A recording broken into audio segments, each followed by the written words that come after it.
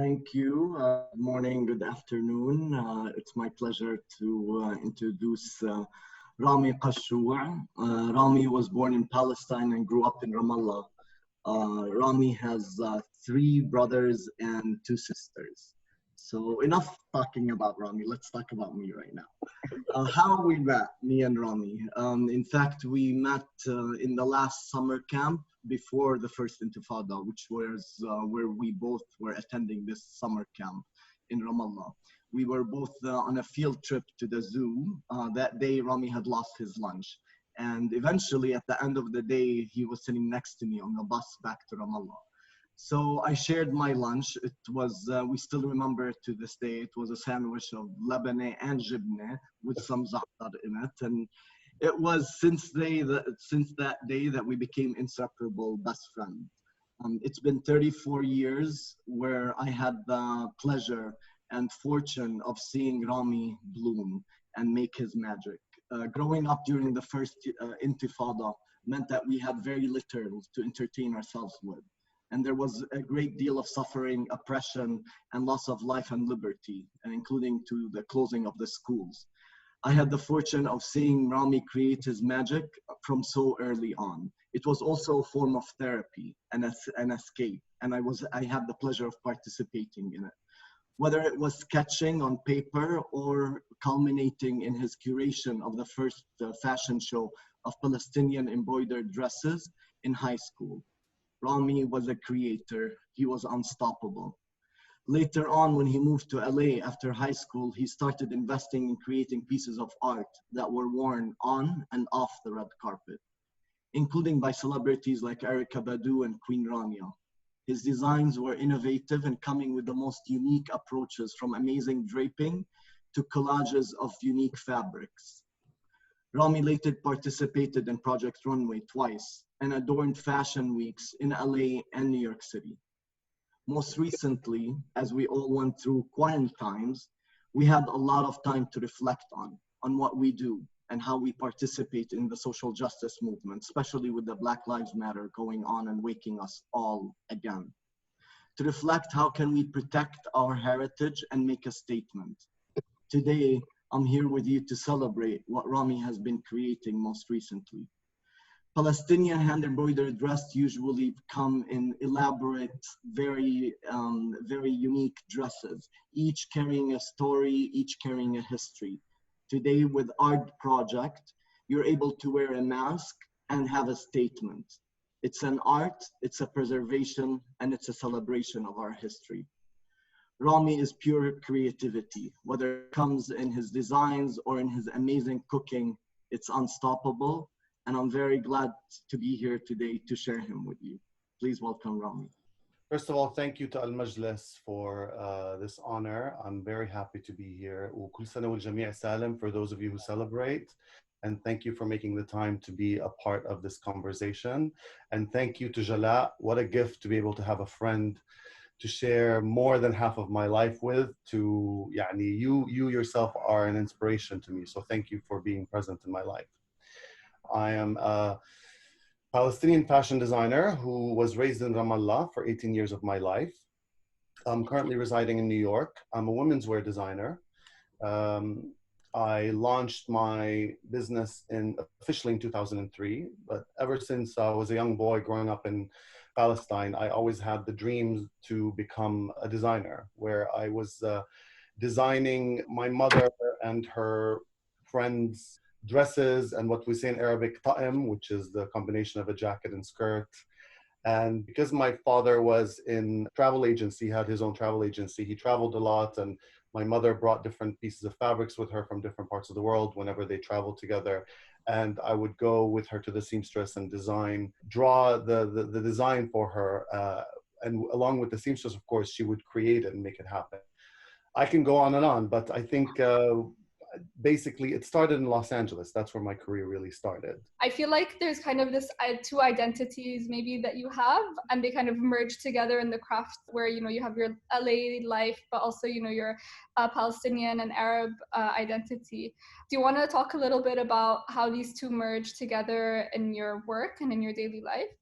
Sure. I mean, I think like many Arabs living in the diaspora, you know, your life is divided into two different worlds. There's the part and the reality where I lived at one point, my culture as a Palestinian, a time and place that is changing with the face of the occupation, the facing occupation. It's changing forms every time I go back. So that time and place is very different from what it is there, what it is now, but it's always in my heart.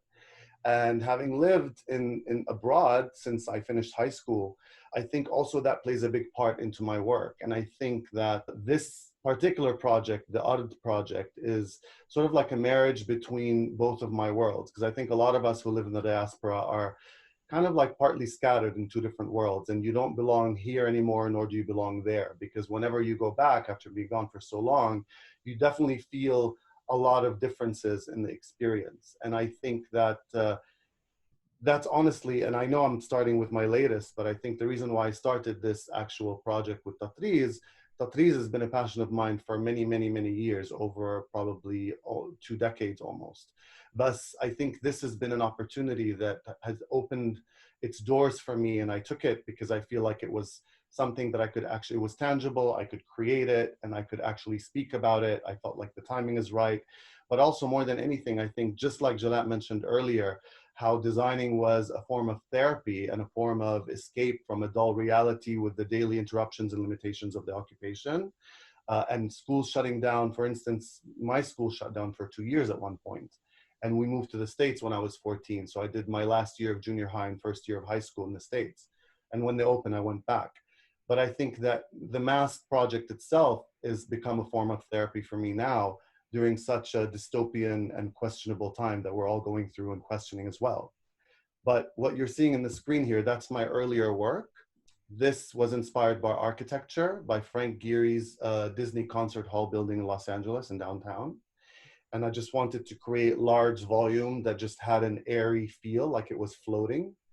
And if you reference that building, it does have a very grand presence, but at the same time, it has the lightness of aluminum, because it's all silver. It looks like it's made out of some type of aluminum. So it looks like it's floating. So that dress in particular, or that gown, represents the air. And I think the reason why I used ostrich feathers in that dress is to represent the fact that it's floating, it's flying. As a Palestinian designer, do you think you had to prove yourself in something that is quite far from traditional tatreez or like Palestinian motifs, prove yourself there and then come back? I think that the first influence of my work was definitely through draping, through the manipulation of fabric, through three-dimensional draping, where I basically created garments without necessarily the traditional side seams that we're used to seeing in garments. But I think that that actually does stem from my culture, just the influence came from a different place. There's one particular memory growing up in Ramallah in my early teens. I was on my way to Jerusalem, and it's very common to this day, when you go to Jerusalem, you take a taxi. And those taxis are long. There's 3 rows of seats in them. There's the driver's row, then there's the middle row, and then there's the back row. Oftentimes, the male sat in the back and the female sat in the front.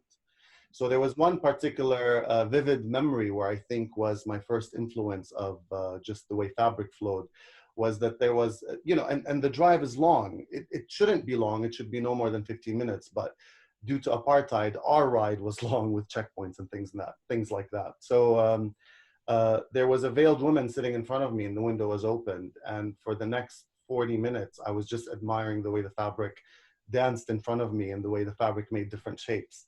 So I think that that moment really plays a big part into my inspiration in draping. And I think that even though it's not obvious, but I know, and I know that it's there, because draping is very common in our culture.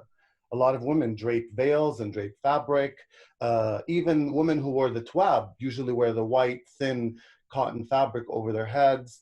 So I always saw beauty in those folds and creases. And I think that took a play. I just think now there's more space, and I feel like I'm ready to, having evolved also as a human being and having gotten to know myself a little bit better and having missed home for having been gone for so long, I think that now I'm ready to speak and share about Tatriz, because it also required a lot of research. And I'm still learning, to be honest. That was Mana Haidar for people who didn't recognize her in the first photo. And then you have Queen Rania. I'm wondering, how do you feel like your designs change depending on who you design for? And where do you cross over with, your Palestinian designs and then, the designs that you yourself taught? So also you were inspired by from California. Yes. I don't really use my imagination as with the mindset of this has to be Palestinian. I think creativity should be free. And if a Palestinian knows that freedom should have no boundaries or limits. So I think in my work and in my imagination, I definitely don't think that it has to scream Palestinian. But I think there's a time and place, like for example, currently my inspiration is my own culture. So that's the subject that I chose. And I think having spent so much time away and missing home, I think now I think that like there's a genuine approach towards it. It's not just because it's tatriz and it's not just because it is beautiful. We know that for sure. But it's also about having spent a lot of time with ladies, with the women who actually did the embroidery and spoke to them. We had Arabi, like a coffee together, and we talked. It's about building relationships. It's about really understanding the deeper hidden layers of the culture, because it's a lot more than just embroidery. It's really an embrace of our heritage. It's an embrace of our history. It's an embrace of our pain, our trauma, our all aspects of it. I think that we'll get to the Tob later, but in terms of Queen Rania, that was a special request when her assistant approached me through my website at the time. She said that, the Queen is very interested. She read an article about you. This is after Project Runway, by the way. And she would like to meet you. I honestly thought it was a joke at first. Really, could it be? And then the next thing I knew, I was living in LA at the time, and I was flying to New York. And I actually met her, and it was just a wonderful, amazing experience. I think that this was my first, after the high school fashion show that I did with Tatriz, I think that this was my first real life experience, and it so happened to be with the Queen of Jordan, which really was a dream come true. How did that work? I mean, she approached you and she loves your work, and then how did that go? I mean, did you ask her what kind of things she loves or doesn't like, or how did that work? So they requested that I bring my collection with me, which I did. And I met her at a hotel in New York. It's during the time where the annual presidents of the world meet. That's an annual event usually. I forget the name of it, but that's what they were there for. And the most amazing thing is how humble her approach was. She actually came out to the lobby to greet me, which I thought, wow, like the Queen of Jordan just came out of her room to the lobby. And so from instantly, it just felt very comfortable, and I didn't know what to expect. I was nervous. I didn't know how it would be. And then the first thing she asked me was, what sign are you? I said, I'm a Taurus. She said, great. She said, I feel like this is going to be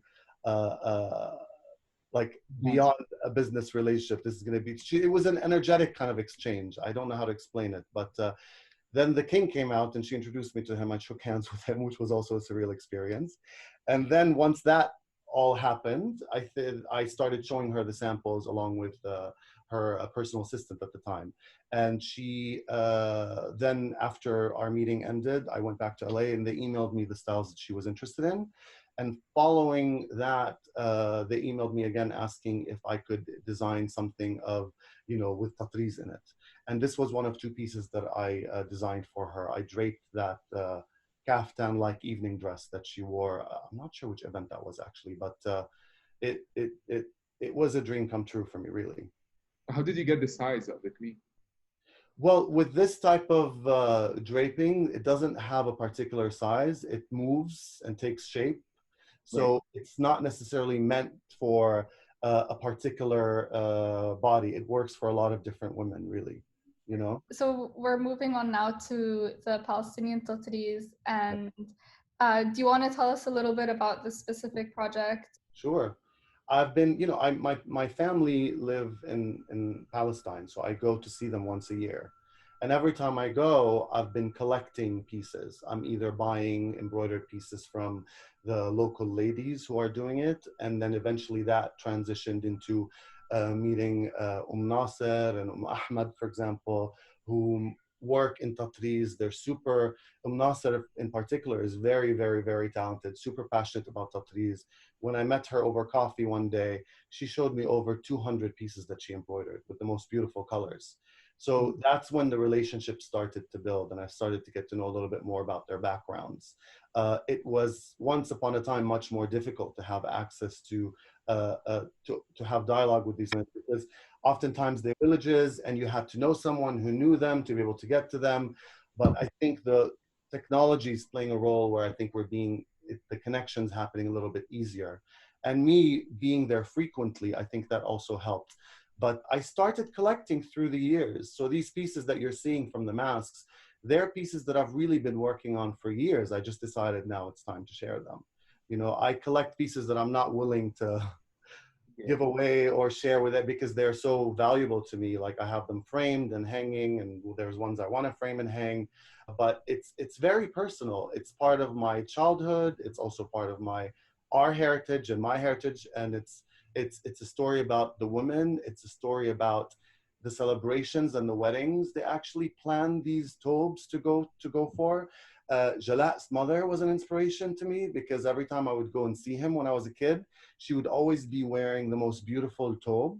And she's known to have actually like be sort of a trendsetter in terms of her own color stories and in terms of like being sort of playing outside of the framework of what was considered traditional. So she was a revolutionary fashionable lady when it came down to traditional Palestinian taubes, you know?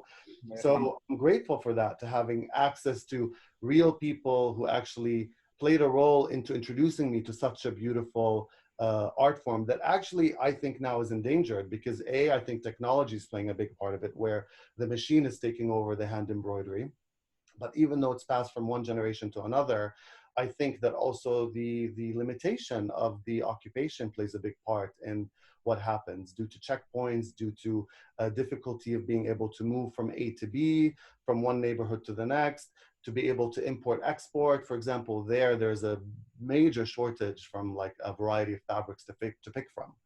And I mean, I could go on and on, but I'll let you please ask any questions you want, but I know I could easily just keep talking about this. I would encourage them, our guests and attendees to ask questions in the chat or to raise hands if they have questions. We will open it for discussion in a bit. But I want to ask you a question, Rami. I see that you've also dressed very influential women and very inspiring women for their support of diversity, women's rights. The dress that we saw just before was also for Noor Ariat, who's an amazing Palestinian scholar as well. And Queen Rania is amazing in defending minorities. I want to ask you kind of like provocative question, if you allow me, Rami. How do you see yourself as a fashion designer in general, but also as Palestinian in particular, in promoting diversity? Diversity through fashion for women of different sizes and different bodies, for women of different colors, different backgrounds. How do you see your role here?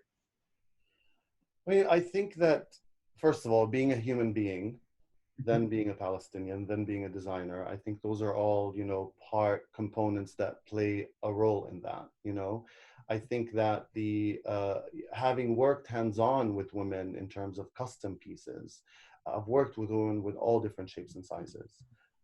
And that has been, for me, I think like the most rewarding thing, to be honest, is when the person sees themselves for the first time after trying on a piece, because they suddenly tap into a part of themselves maybe that they doubted, or they, you know, haven't believed about themselves, that they can actually, you know, feel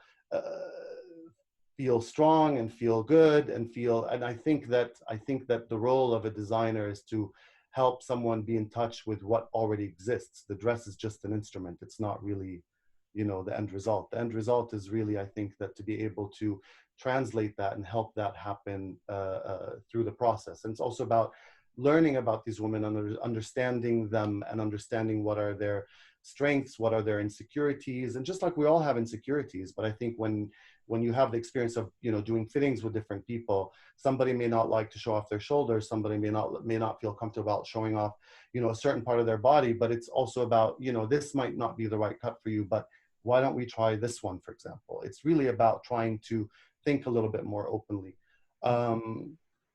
I mean, it's something that honestly is always progressing. There's always room for growth, for sure. I wouldn't say I know everything, and I always speak for myself alone. But I think that now more than ever, I think, you know, yes, I think I'm very grateful for all the, you know, celebrities that have worn my work on the red carpet. I've gotten to know what that experience is like. But there's also a very special reward about dressing everyday people and having my work being accessible to them. And I think that's why part of this heritage line, this Palestinian embroidery line, is a small piece of nostalgia, you know, of not only the celebration of the Palestinian culture, but it's a celebration of the Arab culture that people can actually have. It's tangible, it's accessible, and it's not necessarily an evening gown that's a very complex process to produce on a custom level, for, you know. So yeah, I think that's an ever-evolving process. And people in Ramallah look up to you as an inspiring model. So I know that every time you go back to Palestine, you are involved with the community and you try to promote fashion in Palestine. Can you tell us more about your projects in Palestine? So I was invited, after Project Runway, I was invited by the Qattan Foundation, which is an organization that focuses on supporting the artists and scholars in Palestine. And they do a lot of very interesting projects. And they reached out expressing interest in doing some type of a Project Runway method inspired program. So I designed with Palestinian designers, of course. So we worked for 6 months together before I actually arrived, and we worked together for a month on a Palestinian designer mentorship. But I designed a 6-challenge program, which took over the course of a month. And the whole message behind it that the Qattan Foundation wanted was to promote recycling and green design. So the whole, like the materials that they could only use were recycled materials that were donated by the local families and women, from used clothes to plastics from factories and things in that nature, and paper, as you can see on the screen. And it was a really beautiful bonding experience, because there was a time where I wished that was accessible to me when I, you know, wanted to be a fashion designer. There was no such thing available where you could, you know, imagine and you know, be encouraged to do such a thing that's not necessarily, that wasn't as common back then, but I think is slowly becoming more accepted. But I think it's also important that I think there's a lot of products get imported from Turkey. So I think the whole idea of local talent, which there is local talent, I think the markets need to be sort of like introduced to it and to get used to the concept, because they're so used to always getting things. Yani the Turkish products are taking over Palestinian products, from clothing to evening wear and things like that. But I think that that was a great experience to kind of set an example and say, look, there's talent all amongst you. And it led to a group fashion show and one winner who received funds to help in their business. And I think it was like a booster on many different levels for these kids, because some of them were 21 and some of them were in their 40s. And I thought it was just a very beautiful experience for me and for them.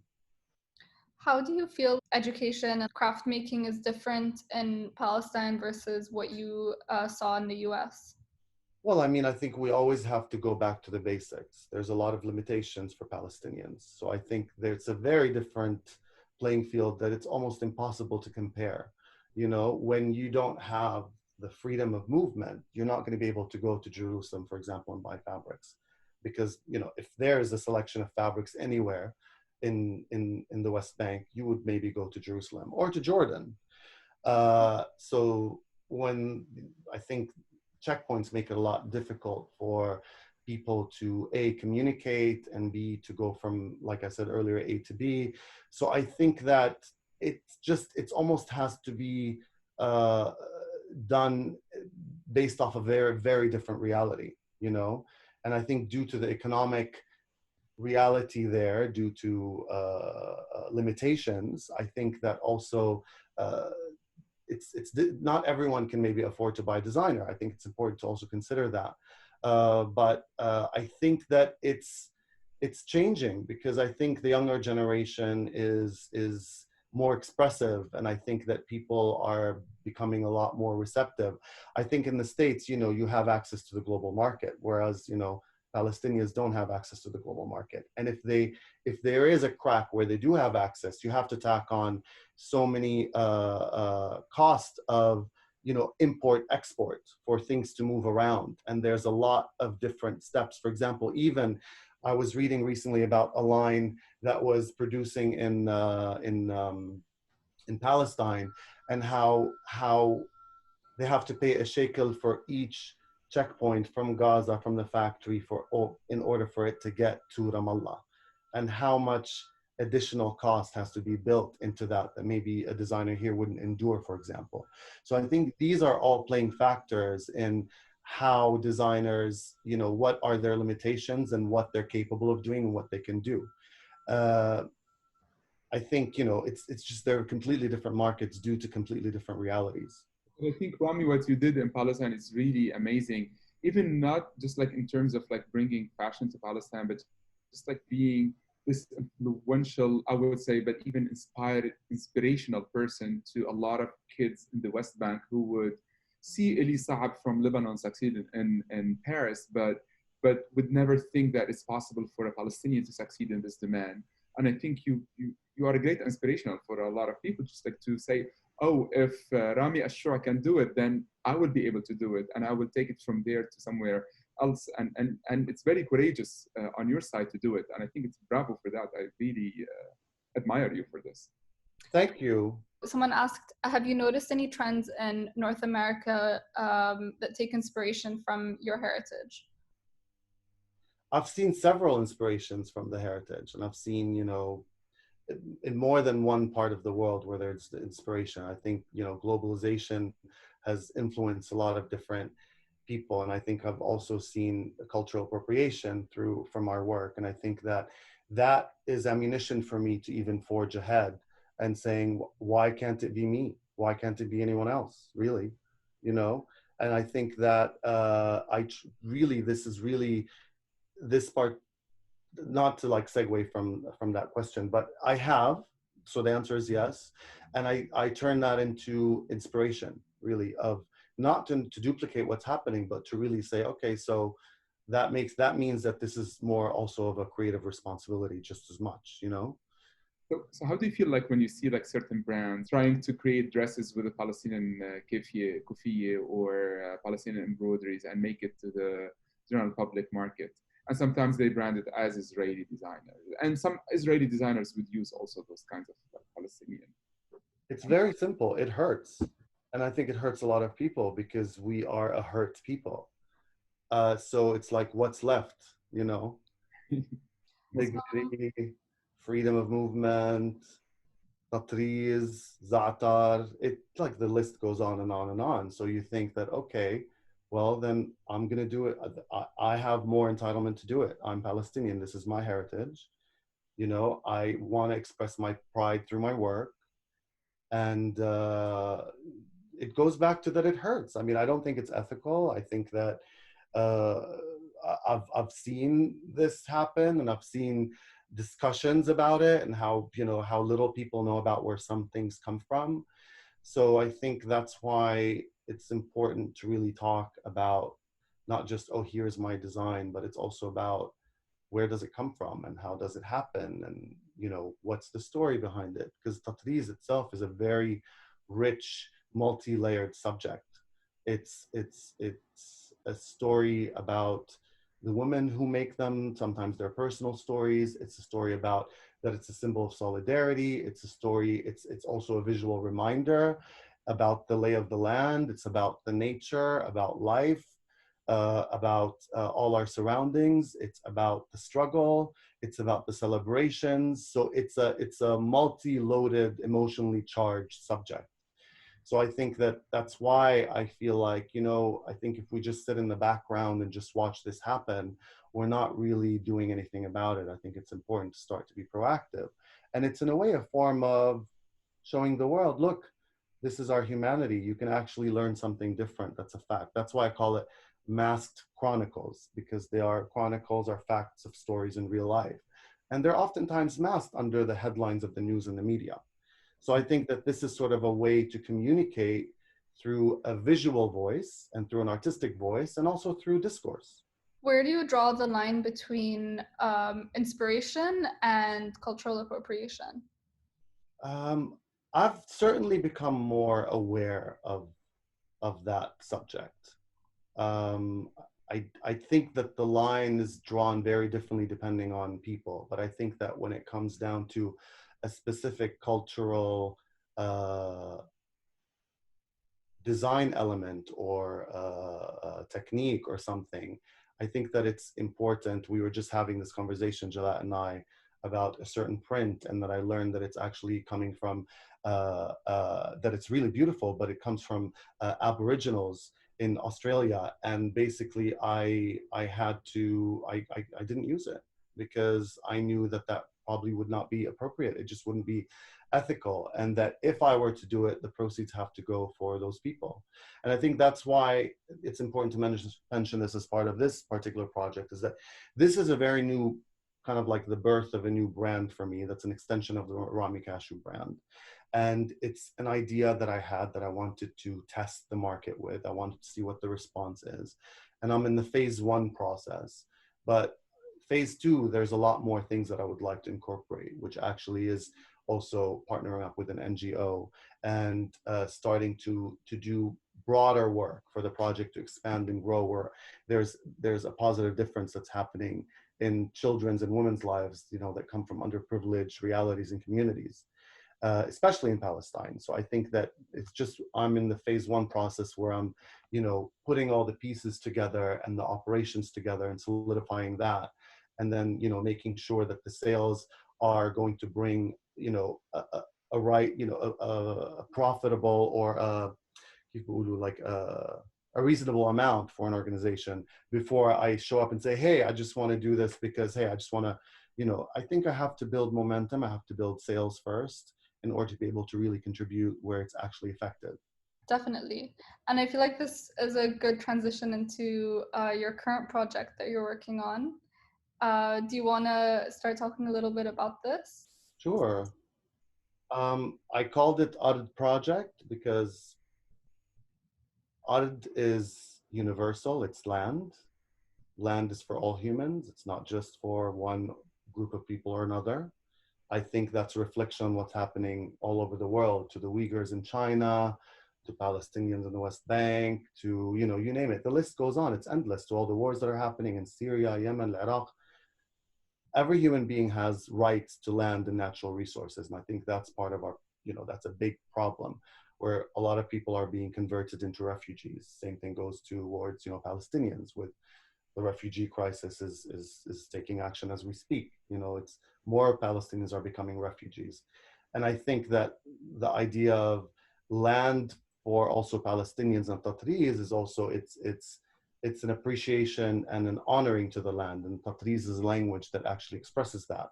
That's why you see the harvest of wheat that's ubiquitous in the Tatriz. That's why you see in this mass that we're looking at Shajar al-Saru, which is the cypress trees. And that's part of our natural surroundings. And you see Ward al-Hanoun, which is a native flower that's red, that has a black inside, that's inside the color of it. All those things are a reflection of land, and they're a reflection of also, it goes beyond that. It goes towards, you know, traditions, towards certain pieces. So each item of art project is inspired by a part of my childhood that I grew up looking. I mean, I say this in my inspiration, my website, that part of the inspiration is I used to go with my father to the souk, أو الحسبة, and we would shop for produce. And my dad was known to walk very fast. Everybody in the family was always walking behind him, but they could never catch up with him. So I remember like vividly just wishing that we would slow down so that I could stop and admire those Palestinian women walking around who are wearing the thobe, the thobe is the traditional heritage dress, which is embroidered with the most beautiful colors. And I just felt like there was never enough time for me to like absorb all of that beauty. And so ever since that time up till now, I'm 44, and I think now I've kind of like gathered an archive of memories and visual references, and I've read more than I have before about the subject, and there's so much more to learn. And I've met with Dad Qawar, which was such an honor, in Jordan, who is an icon when it comes down to Palestinian embroidery. She was generous enough to let me into her home and to spend 4 hours just going through her archive, which was a gift in hindsight now looking back.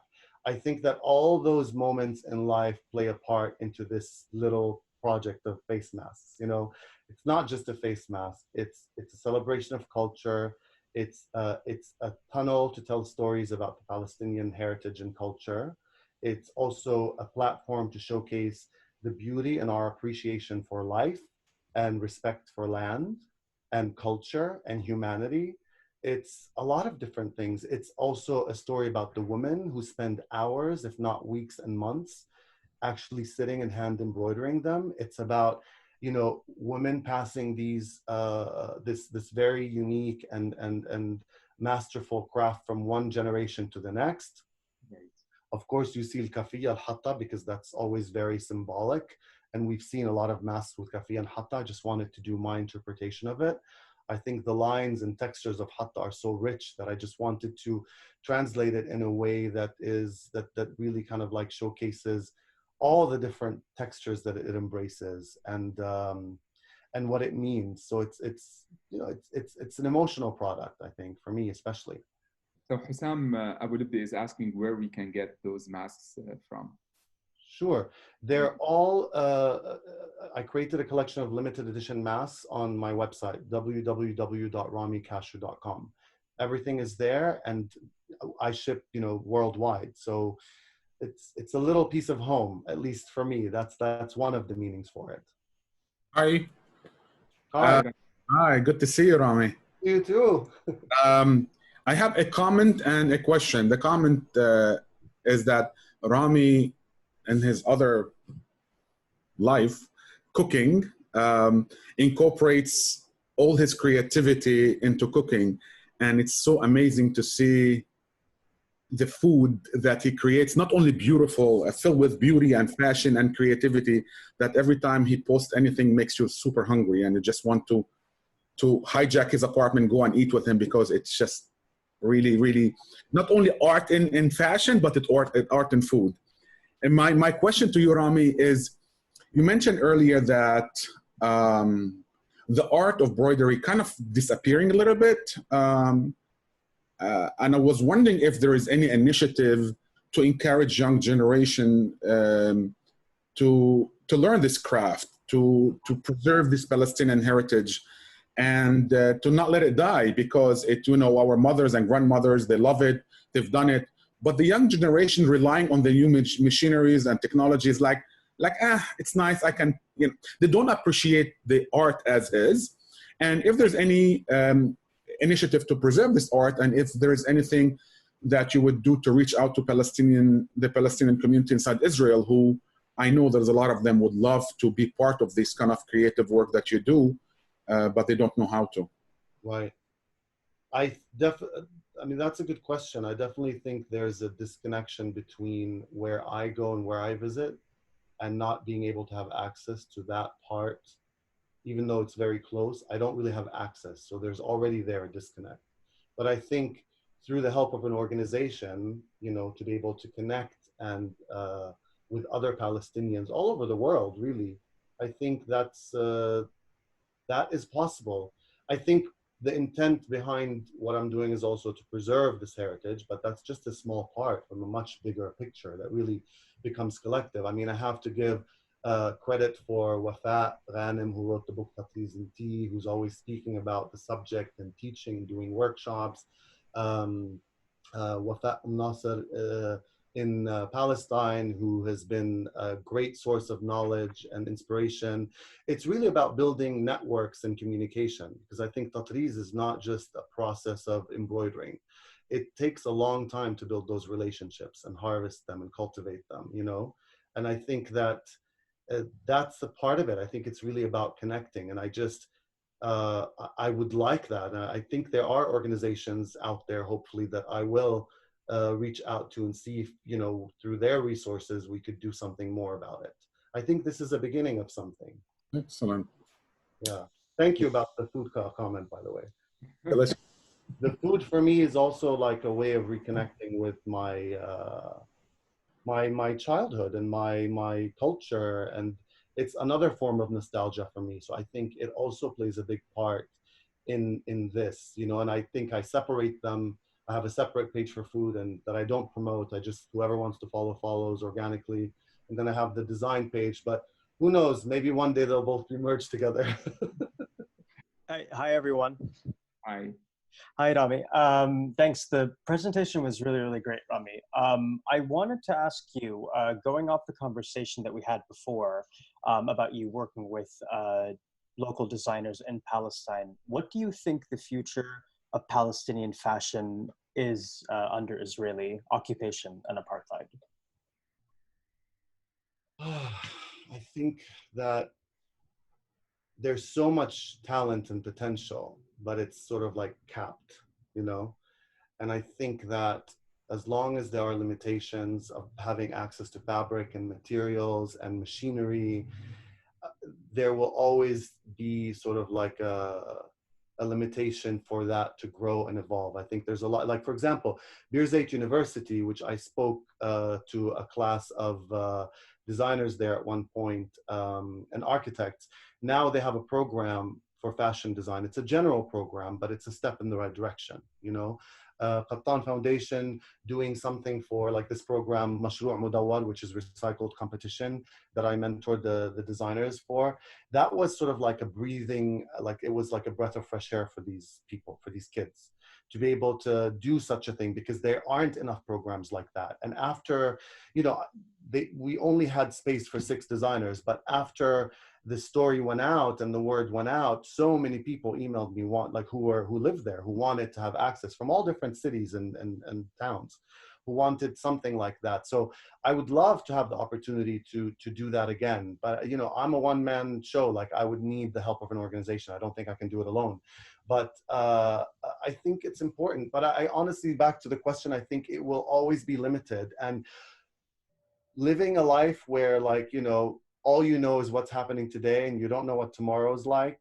People live in the present moment. It's very difficult to predict what that's going to look like, let's say 2 to 5 to 10 years from now. What you're wearing, Rami, and whether you design anything for men. So I'm wearing Abbat al-Tob, and basically this is, I saved them, and I have several. And I've never worn it before. I just thought today was the perfect hik. It was just like a last minute thing. I thought, okay, you know what? This would make sense. I want to wear this today. Can you explain what Abbat al-Tob is for people who might not know? Abbat al-Tob is a square piece of cloth that's always, it has a very strategic placement here around the collar and in the back. And it's this color story, which is black and red, and it has a little bit of yellow that's almost goldish, is a Ramallah color story. The Ramallah Tob, it's important to also say, I think, for those who might not know enough about Tatriz, is that each Tob, each Palestinian Tob, symbolizes and represents a different Palestinian town and village. So you'll see its native flowers, the embroidery stitches. For example, Hebron, amongst other areas, you'll see a lot of flowers and lots of different color stories. Jerusalem or Bethlehem have their own sort of like type of embroidery where they use the gold thread. It's called asab. This is Ramallah. With Ramallah, it's the red on black, or it's the red and cream or red on white story.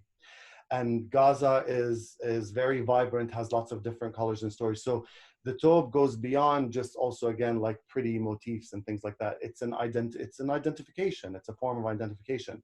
It's a form of historical documentation of where these generations came from. Some of them no longer were able to return due to the Nakba. So in a way, it's a visual reminder and documentation of where they lived, what the traditions were, what birds or flowers, or whether they were like certain crops that that grew there.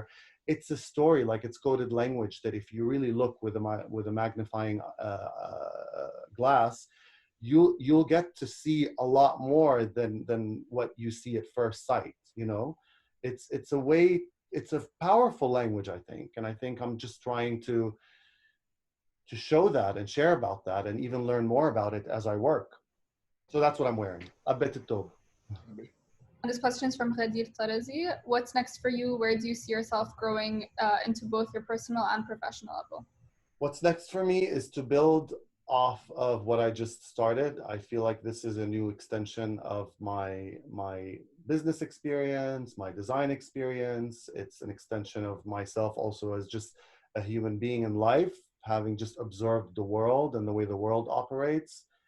Not just, you know, I think I'm inspired also by the Black Lives Matter movement. I think, you know, I think it's important for these stories to be shared, because I think that's where we start to hopefully, if not all, some people can start to connect with the human essence of Palestinians, of my childhood, of, you know, all of these things, of the women that are involved in this beautiful craft. I would love to, you know, connect with an organization of women, whether they work in, whether they are in a refugee camp in Palestine or in the diaspora, or to build a network of people in Palestine and start to bring more work there and to start to create more of a lifestyle brand beyond masks. I think masks are a global statement, as I think Jalat mentioned earlier. And I think it's an opportunity to tell the story through the mask, because I think people are paying attention and they're listening, and there's, you know, time is moving very differently than what we were used to pre-COVID. So I think that the response has been really positive, and I think I want to build off of the masks and start to explore more design products, from hopefully clothing and maybe home accessorizing and things in that nature. But so far, that's where my inspiration is. That's where, like, even down to my cooking, it's just a way of life. You know, being Palestinian, it's a feeling. It's a lot of feelings. And I think I'm just trying to express that through my work. What's one thing you want people to take away from this conversation today?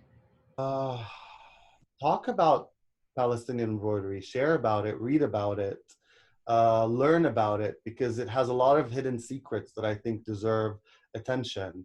And I think that could be, as artists, especially during the political and social and global climate they're in, I think it's important to use our voice, because I think we are essential. We are essential workers, and I'm not comparing myself to doctors or any of that stuff, but I think that the artist's voice is important, you know, and I think that